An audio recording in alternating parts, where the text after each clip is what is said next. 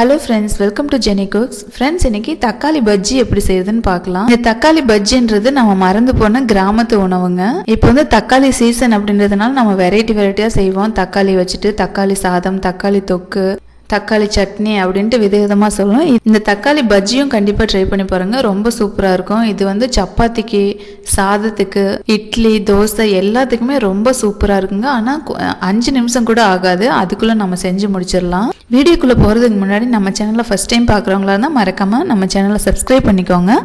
பக்கத்தில் இருக்கிற பெல் பட்டனையும் மறக்காமல் கிளிக் பண்ணிக்கோங்க. அப்போ தான் நாங்கள் போடுற வீடியோ உங்களுக்கு உடனே வந்து சேரும். இந்த தக்காளி பஜ்ஜிக்கு நான் 1.5 கிலோ தக்காளி எடுத்திருக்கேன். 1/2 கிலோ பெரிய வெங்காயம் எடுத்திருக்கேன். பச்சை மிளகாய் உங்கள் காரத்துக்கு ஏற்ற மாதிரி எடுத்துக்கோங்க. நான் வந்து ஒரு 8-10 மிளகாய் எடுத்திருக்கேன். மல்லி இலை, ஒரு கொத்து கருவேப்பிலை, அவ்வளோதாங்க. இப்போ தக்காளி வெங்காயம் எல்லாத்தையும் நம்ம கட் பண்ணிக்கலாம். இப்போ வெங்காயம் தக்காளி எல்லாம் கட் பண்ணியாச்சு. இது கூடவே வரமிளகாய் ஒரு 2-3 எடுத்து வச்சுக்கோங்க. தாளிக்கும் போது இது போட்டிங்கன்னா ரொம்ப சூப்பராக இருக்கும். இப்போ அடுப்பு பற்ற வச்சுட்டு ஒரு பாத்திரம் வச்சுக்கோங்க. அது சூடானதும் கொஞ்சமாக ஆயில் சேர்த்துக்கோங்க. இதுக்கு அதிகமாக ஆயில் வந்து சேர்க்கணுன்னு அவசியம் இல்லை. சும்மா ஒரு ஸ்பூன் போட்டிங்கன்னா கூட உங்களுக்கு போதும். இது ஏன்னா இதை நம்ம வதக்க போகிறது கிடையாது. ஆயில் நல்லா சூடானதும் கடுகு, உளுத்தம் பருப்பு போட்டுக்கோங்க. இப்போ நம்ம எடுத்து வச்சுருக்கிற வரமிளகாய் இது கூட சேர்த்துக்கலாம். முழுசாக போடும்போது லைட்டாக கிள்ளி விட்டு போடுங்க, இல்லாட்டி மிளகாய் வந்து வெடிக்கும். ஒரு கொத்து கருவேப்பிலை போட்டுக்கோங்க. கருவேப்பிலை நல்லா பொரிஞ்சதுக்கப்புறமா நம்ம கட் பண்ணி வச்சுருக்கிற வெங்காயமும் பச்சை மிளகாய் இது கூட சேர்த்துட்டு வதக்கலாம்.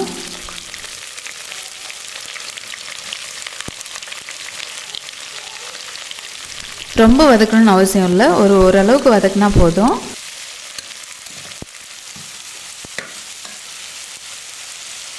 வதங்கின உடனே நம்ம கட் பண்ணி வச்சுருக்கிற தக்காளி இது கூட சேர்த்துக்கலாம்.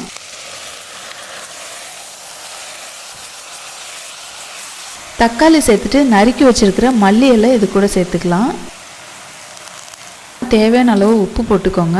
இது கூட ஒரு 1/2 டீஸ்பூன் அளவுக்கு மஞ்சள் பொடி சேர்த்துக்கோங்க. இப்போ நம்ம தக்காளி வெங்காயம் எல்லாமே சேர்த்தாச்சு. சேர்த்ததுக்கப்புறமா இதை ஒரு 2 நிமிஷம் போல் நல்லா வதக்கி விட்டுறலாம். நான் அதிக தக்காளி வச்சு செய்கிறதுனால நான் 2 நிமிஷம் வதக்குறேன். நீங்கள் கம்மியாக வச்சுருந்தீங்கன்னா ஒரு 1 நிமிஷம் 1/2 நிமிஷம் லைட்டாக வதக்குனாலே போதும். இது நம்ம தக்காளி சட்னிக்கு மாதிரி நல்லா வதக்கணும்னு அவசியம் கிடையாது. இப்போ ஒரு 2 நிமிஷம் போல் நல்லா வதக்கியாச்சு. இதுக்கப்புறமா இது ஒரு மூடி போட்டுட்டு நல்லா வேக விடலாம்.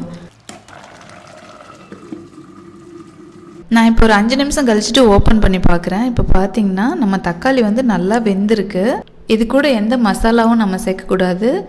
மெயினாக தக்காளி, வெங்காயம், பச்சை மிளகாய், மல்லி இலை, வரமிளகாய் இதோட ஃப்ளேவர் மட்டும்தான் அதில் நல்லா இறங்கி இது ஒரு நல்ல சுவையை கொடுக்கும். தக்காளியிலேருந்து தண்ணி கொஞ்சம் அதிகமாக விட்டுருந்தா கொஞ்சம் வடிச்சிட்டு நல்லா கடைஞ்சி விட்டுருங்க.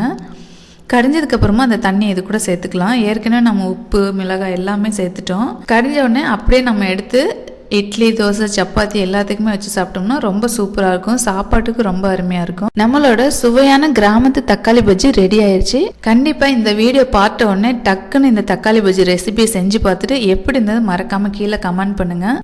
இந்த ரெசிபி உங்களுக்கு பிடிச்சிருந்தா இதுக்கு ஒரு லைக் கொடுங்க. உங்கள் ஃப்ரெண்ட்ஸ் அண்ட் ரிலேட்டிவ் கூட மறக்காமல் ஷேர் பண்ணுங்கள்.